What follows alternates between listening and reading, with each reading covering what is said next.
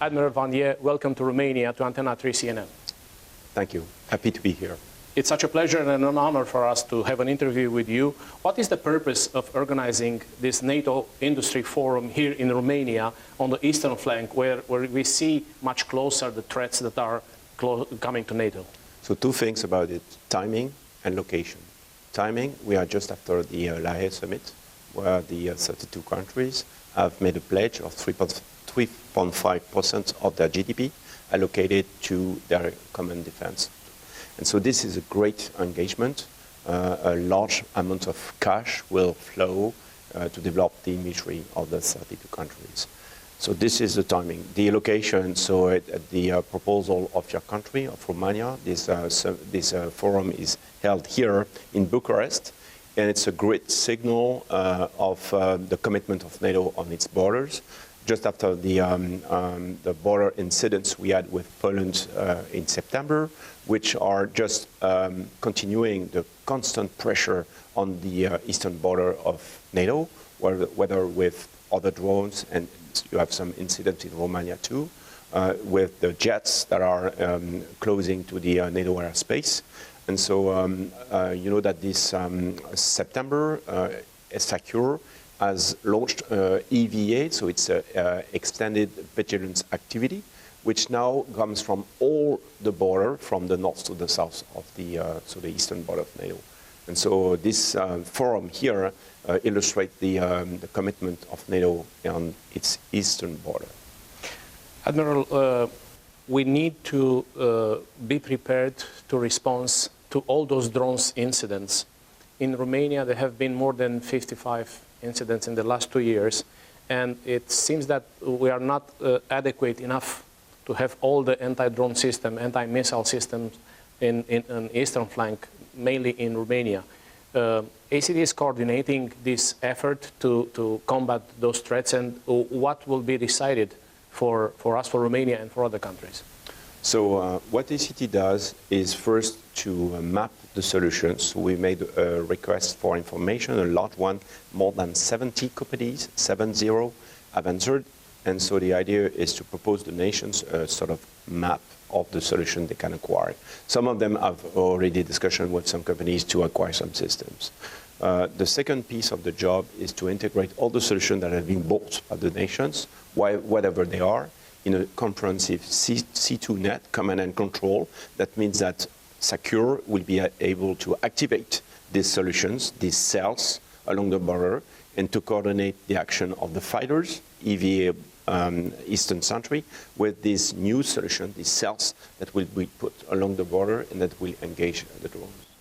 Right now, the solution to get down the drones with the missiles from the F-16 or Eurofighters, NATO planes, is very expensive. These new cells will be adapted in order to decrease the expenses and have a cheaper solution? Yeah, the focus, the drones are in fact a sort of attempt to outmass NATO things. The missiles we have, let's say the AIMD, so it's the Integrated Air Missile Defense, is much more designed for cruise missiles, for jets, for ballistic missiles. And so we need to develop this low layer, what we call a short-range air defense, SHORAD, with cheap solutions that makes that the price per shot, it's equivalent to the price of the target we are killing. And so we know that it's feasible. We have the technology to do that. Now it's a question of implementing this. Admiral, NATO has a very special unit in Poland, the one that it's taking lessons learned from Ukraine, from the Russian war of aggression, and is integrating NATO officers with Ukrainian officers that are watching the development of the war and what better solutions could be to combat the threats in the future, mainly drones, but also others. So the name of the center is self-relevant, so it's analysis, education, and training. Why analysis? Because we see in Ukraine a change of character of war. We see the use of space, the use of IT, of AI, of unmanned, of drones. And so we see that we need to bring this in the way we will fight in the future. So this experience needs to be understood and then translated in NATO process, in NATO concepts, in NATO training. And so that gives the other domains in which DADEC is relevant, which is training. That means that we need to bring the experience of what Ukraine got on the field in NATO. And so, for example, we have now red teams from Ukraine that comes for the war games, for the modeling and simulation, and for the field exercises. For example, in REPMUS, that is an unmanned exercise with ships, they were driving the red team. And so this is something where they bring something to us. And we are helping them on the other way. So for example, we have some programs on their demand where we put money to help them to develop solutions, whether it could be for the counter drones, the counter glide bombs, or in other domains. We will have soon a medical challenge where we'll try to help them to have a better use of the medics and to have a better, I would say, taking care of the soldiers when they're wounded. Admiral, until now, NATO was the one to help Ukraine. It seems, on what you said, that right now Ukraine is helping NATO with combat experience and lessons learned from the war of aggression from Russia. Yeah, I think a war is always a question of adaptation. That means that the one that wins is the one that adapts better and faster.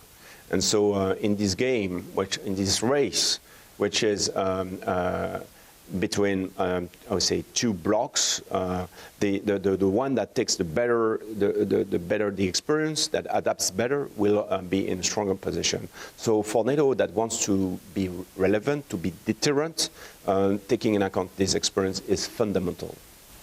What is the, let's say, the main objective of the transformation for NATO when we are looking at the Russian invasion and war in Ukraine? So we need to keep a fighting edge. That means that we need to decide to see better, to decide better, and then when we act, we need to be more lethal. That means that when we decide to strike something, we have very good results. And so this is a loop where you observe, you orient your forces, and then you decide and you act. This loop has been, I would say, tremendously accelerated by the new technology, by the use of space observation, by the use of large-scale AI, and by the new cognitive tools. We have, for example, the SATCOM now, which is available at the commando level, is something that changed everything. So it's what we are taking in account, and we want NATO to be able to fight with these new technologies very fast. Admiral, there's a huge debate in Romania about, of course, Article 5 main, Article 4 consultation, but also Article 3. With your excellent position and evaluation, do you think Romania, like other countries in the eastern flank, is capable to fulfill the Article 3, I mean, military resistance in case of a Russian aggression until the other allies are coming? So the articles are, I would say, it's a diplomatic language. So Article 3 just illustrates the need for the nations to be able to face themselves a critical situation and not counting on the cavalry that could come from elsewhere. And that gives us global resilience. I think all of us have the same commitment to raise our internal defense, and that's been the pledge of this 3.5%. And the US have been pretty clear on the fact that the substract of the Article 5 is the Article 3. We need to be stronger, we need to ramp up, we need to stand up with our military to be deterrent, and not to only count on the others to do the job. Final question, Admiral. I want to thank you again for this interview. Russia transformed the Black Sea into a war zone. Romania has the longest border with Ukraine with the war, but also the longest exposure to the Black Sea theater. How will you evaluate the situation in the Black Sea and the NATO effort to bring peace and security to the Black Sea region? So we, ACT, have developed tools for that. So remember in last year, in December, we had the cables that have been cut in the Baltic Sea. and we set up a task force made of USVs. In a few weeks, we operated during all the summit period, 30 days, a fleet of 70 ships, small ships, unmanned. And so we used software to do that. And so this experience is available for the countries of the Black Sea. So I had some discussion with your shot about how Romania and Bulgaria and Turkey can use this experience we are giving to them in order to use that kind of tools to better control their waters. You have mines, you have some smuggling activities, and so when the war will stop, the control of the Black Sea will be a great issue, and the USV fleet we've raised is a tool that we are giving to the NATO members. Admiral Pierre Van Die, Supreme Allied Commander Transformation, thank you for this interview for Antena 3 in Romania. Thank you.